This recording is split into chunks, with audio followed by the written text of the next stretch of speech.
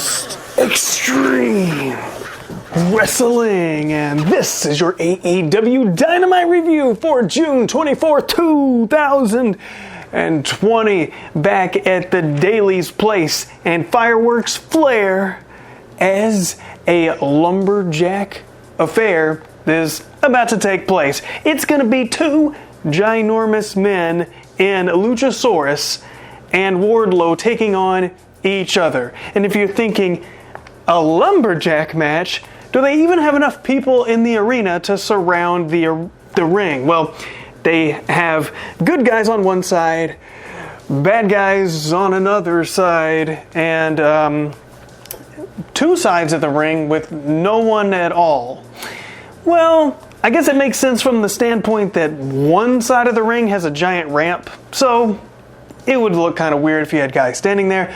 But you do have one empty side, which I'm assuming they left open, one, because they didn't have enough people, and two, it just makes a better shot to not have people's heads all up in the way when you're trying to film all of your action in there. But these big men going around the ring, but the big dinosaur Luchasaurus, he does get knocked out on the wrong side. He ends up on the bad guy's side, and the dinosaur's out. He gets pummeled. Once they're back in the ring, I noticed that there was a lumberjack on the outside who was texting. I mean, really? If the object is to put the people back in the ring, but yet all the lumberjacks are on the outside are way smaller than you, I mean, it takes like the entire side of people just to get somebody back in the ring. I don't know, but they start fighting on the ramp, and of course there's no one there to guard the ramp. There's nobody roping it off. You know, you don't have the private party little rope. You don't have security guards over there. It's just open space to fight. And they're doing that, but Jungle Boy, he starts sliding in there, but he gets attacked. And it was Marco Stunt tried to run in there and help, and of course he gets tossed out. But these big men, it doesn't matter. They start fighting up. They start fighting up towards the stage area, and there was a point where Marco Stunt got vaulted. It looked, oh my God, it looked like he was 20 feet in the air flying into a ton of lumberjacks, and then Wardlow was tossed into these people. So I don't know why they got up, because they just got knocked right back down, and they got up a third time so they could all catch Luchasaurus doing a shooting star press, which was so damn impressive and just a sight to see with this huge man. I'm surprised they didn't get better camera angles of it or better lighting over there, because yeah, that was something important, something real special there. But Wardlow hits his super F5 plus, whatever he's calling it, like the something 10, the Louisiana 10, Vegas 10, it's something. Wardlow wins. And of course, with all these guys out there, all that testosterone, you know that there's going to be some kind of brawl, and there is. These guys brawl out there on the outside. And now we know that at Fyter Fest, they're going to have a rematch. Tony Khan had made it official during the show, but if you didn't get enough of these guys here, which I honestly could have seen much more, well, I'm gonna get to see much more at Fyter Fest, so I better pay attention, because it's not a pay-per-view. It's gonna just be 2 weeks of AEW television coming up here in July, and holy crap, it's the 24th, so that means that July is right around the corner. Holy crap. All right. We got Britt Baker. She's in a transparent aluminum case. So people won't mess with her. People can't put her in the trash, of course. And it also keeps people from sneezing on her, breathing on her, whatever the case. I'm sure a lot of people would like to be running around right now with a glass case around them, much like how there was the Colt pit back in 2011 or whenever that was, Michael Cole. I'm sure you tried to forget that. I'm sorry for bringing up such bad memories for you. Now we got Shida. She is the women's champion, and she's got bad memories of her own because this woman comes out and is getting in the face of Penelope Ford. And Shida has won 11 matches and only lost one in her whole AEW career. So she's got one heck of a streak going on here. Okay? Tonight she's taking on Red Velvet. And if you don't know who Red Velvet is, well, you're not going to get very much time to get to know her because Shida beats this lady so quickly. Now, when Shida came out, she argued with Penelope Ford. She tries to swing her stick, and that doesn't work. But after this win, she wasn't done with that altercation that happened before the match. I mean, literally, it was 30 seconds to a minute. There was one move in the whole match, right? So she just goes right back out there. She had not broken her concentration whatsoever. Gets in the face of Penelope Ford, and they start going at it. She even knocks down Sabian. So yeah, there's some issues here. Things got to get resolved. And Fyter Fest is coming up, right? Uh-oh, better watch out. Now we have Cody Rhodes. He is the TNT champion.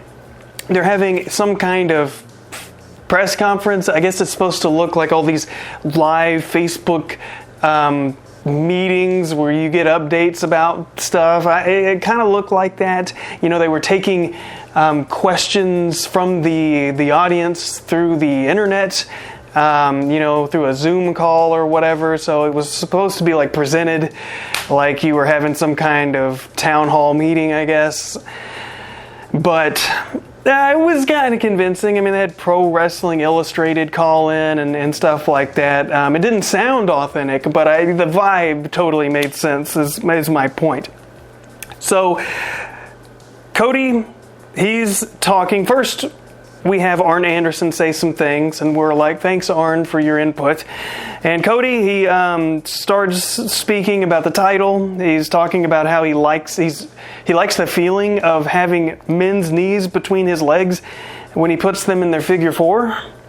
That was weird. And he starts making a comparison to the match to himself about the title and how it's incomplete. And I'm like, I think everyone's gotten over the way that the title looks. I mean, we've kind of moved on from that. Yeah, we think it looks a little weird, but we got the explanation. It's not finished. It doesn't have all the zinc. It doesn't have all the chrome plating. It doesn't have all the gold plating. It doesn't have all the 3D. We get it. We get it. Look, I'm pretty sure anyone can understand if you try to order something like that, how it could be delayed. We have experienced such delays. So, yeah. Then Jake Hager shows up. He's got his wife in tow, and he shows up late, of course, because, he's important. He doesn't have to show up on time. He's like the main event, big deal kind of thing. I mean, not like an actual main event, but you know what I'm saying. Like he's a big deal. He's a big deal, and he thinks that Cody's just a step on his ascension to the top. So he's looking at this thing like, okay, Cody, you and your seriousness, wearing your red suit, looking all nice. Yeah, okay. I'm here now. He goes up to Cody, and they're doing their little photo opportunity that seemed a little forced. So they're like, okay, we're going to do our photo opportunity? All right, well, pose for the camera. Tough guy. And then Jake Hager puts his fist like right against Cody's face. Just like, I'm not touching you. I'm not touching you. And Cody rightly says, get that out of my face. And then Jake Hager, he starts to walk back a little bit. And Hager's wife walks up, and as Cody goes, Jake Hager's wife splashes water in Cody Rhodes' face, and Dustin Rhodes is yelling at her, which felt a little uncomfortable. I don't know. After all this stuff that's happened on Twitter and all the allegations of abuse with wrestlers. I mean, Jimmy Havoc has been suspended, I guess. Sammy Guevara is definitely suspended. And you're going to do a segment with some of your top, most important people, and you're going to have Dustin Rhodes yell and scream at a lady. I mean, it was justified, and it made sense. It just seemed a little poor taste. I don't know. I don't think I would have done it like that.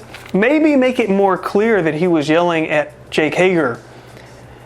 I mean, like, real clear, because it was not clear as far as it came off on television. So anyways, that's going to be a heated match, so you better pay attention. I mean, Cody, he's going to have a hard time with Hager. I mean, this dude is a pro. He's been in MMA. I hope that he's been training hard, and it looks like he has. He's been fitting into his red suit just fine. Now we have a pre-recorded video straight from the Valero. It's Janela. He's inside buying Lunchables, putting it in a bag. Of course he would. I can't imagine he eats anything else but Lunchables, judging by his body. So, yeah, Sonny Kiss is his new tag team partner. He's outside with his car, his white convertible that he has. And he is having his butt all up in the air, right? I guess he's trying to look sexy or something. Well, it attracts some criminal type individuals. Apparently, they're trying to jack with him. And Joey Janela sees his tag team partner is in danger like any good tag team partner would. And he comes out and he helps beat these guys up in this kind of movie style kung fu fight brawl, whatever that they wanted to do. And then Joey Janela drives away, driving behind the wheel of Sonny Kiss's vehicle. I mean, maybe he was just the driver at the time, but I don't know, man. You know, when you see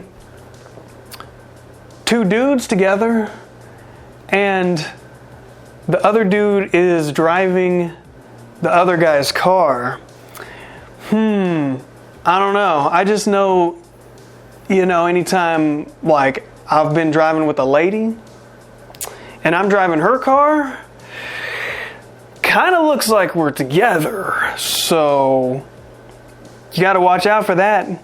People are going to start wondering. But what they don't have to wonder about is if these guys are going to work together as a tag team. Because, yeah, we're going to find out right now. It's Joey Janela and Sonny Kiss. And they, oh my God, they are taking on none other than Colt Cabana and Brody Lee. And not just Colt Cabana. It's Colt Cabana who's joining the Dark Order, who has joined the Dark Order here. It is Colt Cabana, candy bar Colt Cabana. I mean, he looked like straight up like something you would have bought at that Valero in the candy section. Apparently you can look like a candy bar and be in the Dark Order. But Brody Lee is his tag team partner, so Colt Cabana should be just fine in this.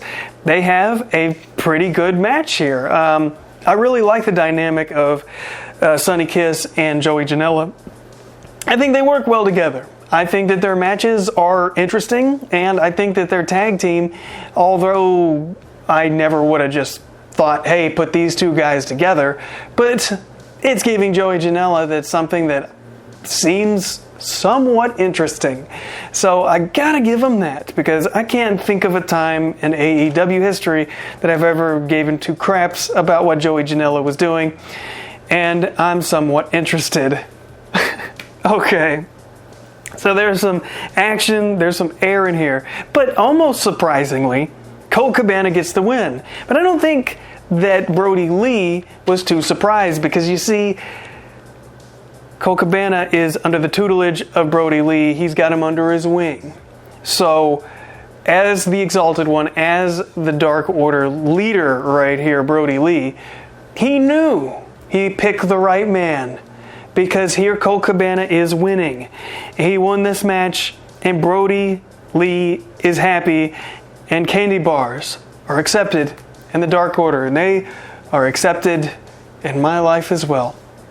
SCU is taking on FTR. FTR literally drives in, driving their car into the arena, and they walk past Britt Baker and her big giant box. Now, I wonder, after listening to FTR's interview with Jim Cornette, I would get the feeling that they wouldn't like the fact that they'd have to spend part of their entrance shooting Britt Baker and showing her like doing her goofy stuff, because you'd think FTR is important, they're trying to build them, they're trying to make them serious, and they're using some of their entrance time to show something completely ridiculous and goofy.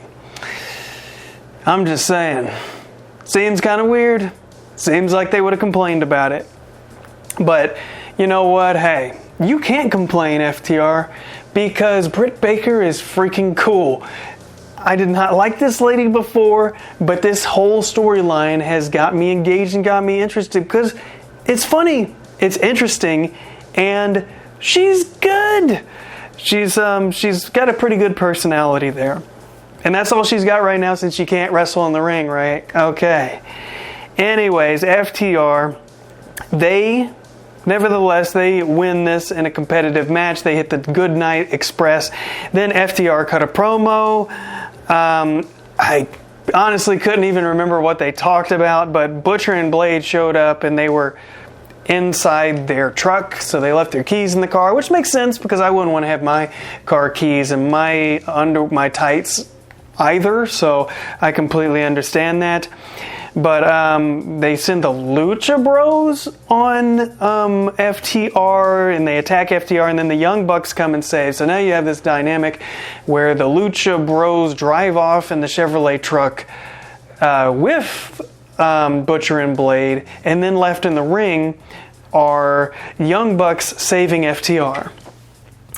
I guess I understand it from like their story. They're like, oh, well, they don't like each other, but they saved each other. Where is this going to go and what we're going to do? And I'm like, okay, but that would work if they didn't really like each other, but, it was kind of like, I don't really like those guys, but, if they're getting beat up in a parking lot, I'm going to save them. No, man. They said, F the Revival. They've been talking mess about each other for months. I mean, come on. These guys should hate each other. They should not ever be saving each other. It doesn't make sense. They hate each other too much to be backing each other up. But you know what? That's what they did. And that's what Butcher and Blade did, because they backed that Chevrolet truck up and they got on out of there, sir or ma'am. Next up, JR. They're doing a little video. They're showing people like JR and Tony Schiavone. JR is talking about the tag teams, and Tony brings up the best friends. And this line, I just couldn't get over this. He says, best friends, they hug, like they're hugging each other. But there's nothing wrong with that. And just the way he said it, I was like, yeah, I guess you're right.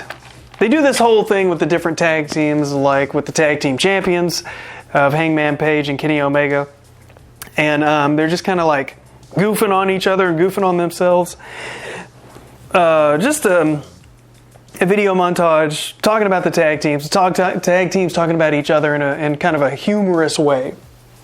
So, yeah, I guess don't take it too seriously, because these guys got jokes.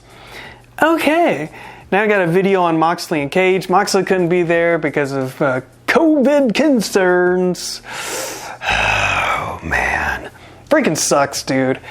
It really sucks because, you already can't have the fans. And now, because we have medical concerns that are very real, you can't have your talent there, even talent that might be nearby or whatever. If somebody potentially got exposed, the last thing you want to do is bring them up there to just do one segment, and then they infect a bunch of people, and then the show is compromised, and then we have nothing but Joey Janela matches, and oh no, I just can't do it. He's already on there so much, and I'm afraid if he keeps doing what he's doing, I'm going to end up liking his gimmick, and I won't know what to think about myself. Oh, all right.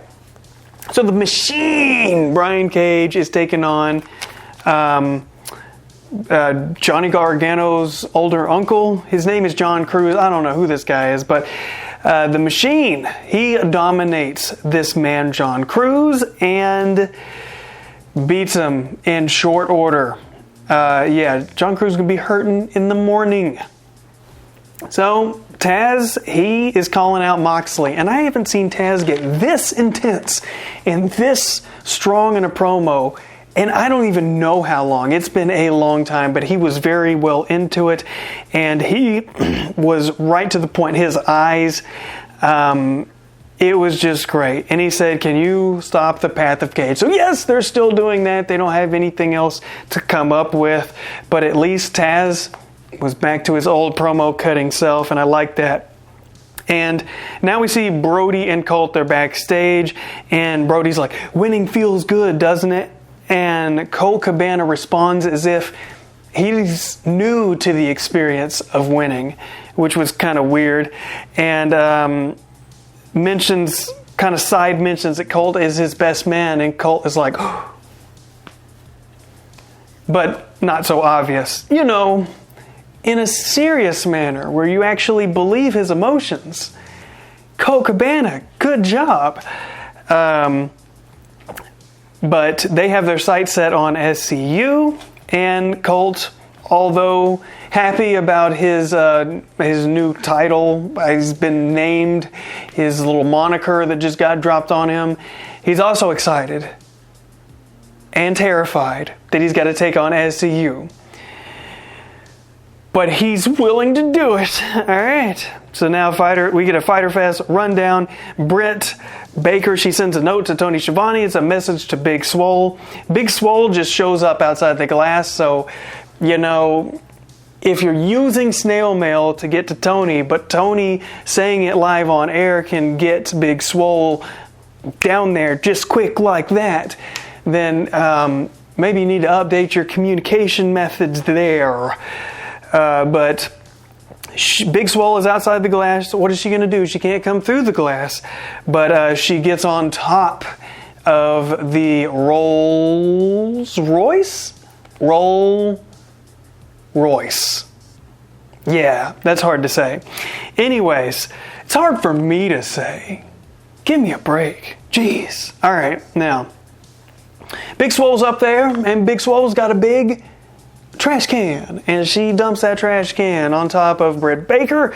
She gets all kinds of mess on her, all kinds of trash going inside. So not only is she getting trash poured on top of her, she's inside of a unit. Actually, like a larger clear trash can where all the trash is just going right to her. It's not falling on the ground. Oh no, because she's in a big box. It's self-contained, and you knew that the smell was wafting up, and she was thinking, oh my God, it's putrid, and I'm having to breathe it. Oh, she had to breathe it. Okay, so that was gross, and she can't even get down. I mean, she's in a wheelchair. So somebody's going to have to get the box off, get a big ramp, I guess, or a forklift. I don't know how they're getting her off. Probably a ramp would be the safest. Banana peels are going to be around, so you need to use a rope. You just want to make sure she doesn't tip over. That's all I'm saying. And get her to safety, get her to the shower. I mean, it's going to be an ordeal. She can't just go change her shirt. Oh no, it's going to be a whole thing, and she's going to be smelling it the whole time. Next up, we got Santana and Matt Hardy with Nero 1. This is a pretty quick match. It goes to a commercial break. But Hardy steals one here, and then Ortiz comes down and attacks. A big beatdown takes place. Private Party comes down to save because they are Hardy boys too, you know. Now we end with our big main event. It is a promo. It is Orange Cassidy and Chris Jericho to finish the night here. And Jericho cuts a great promo. It was really good stuff. He was saying, "Why did the chicken cross the road?" And he says this about 5 more times. He says, it's funny. It's dumb. But when you hear it over and over, it's not cute anymore. It's annoying.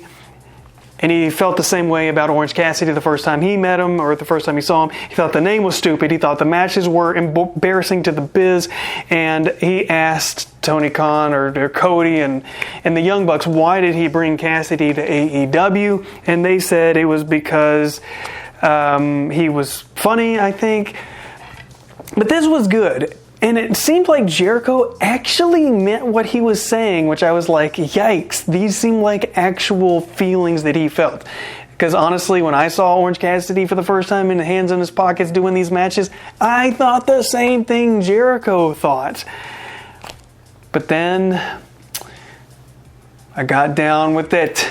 I realized how entertaining it was. And yeah, Cassidy is more over than a lot of these guys on the AEW roster, which is awesome and terrifying all at the same time.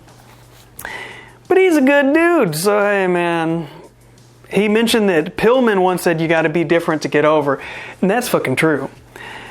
And he says that Orange Cassidy is a slacker, just like all these people and all these wrestlers, by the way, not fans. But it was good. Then Cassidy, he lays down the microphone and starts doing the small kicks there on Jericho, which is just insult to his injuries, right? He's got his hands in his pockets, and then these men start fighting. They fight all over the place and fighting up into the stands.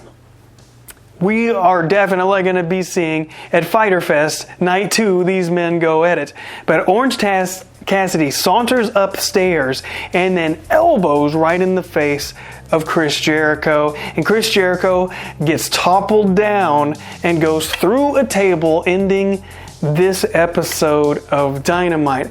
I feel like this episode was well put together as we're getting very, very close to the first, and then not as close to the second week, but right after that, the next week, week 2 of Fyter Fest. So that's going to be interesting to see, to have kind of a nice, free event that is going to, it's going to be something different. And hopefully not much changes, because we know with everything going on, some people might not be able to make it. They may not pass the physical or their exam or their test or whatever.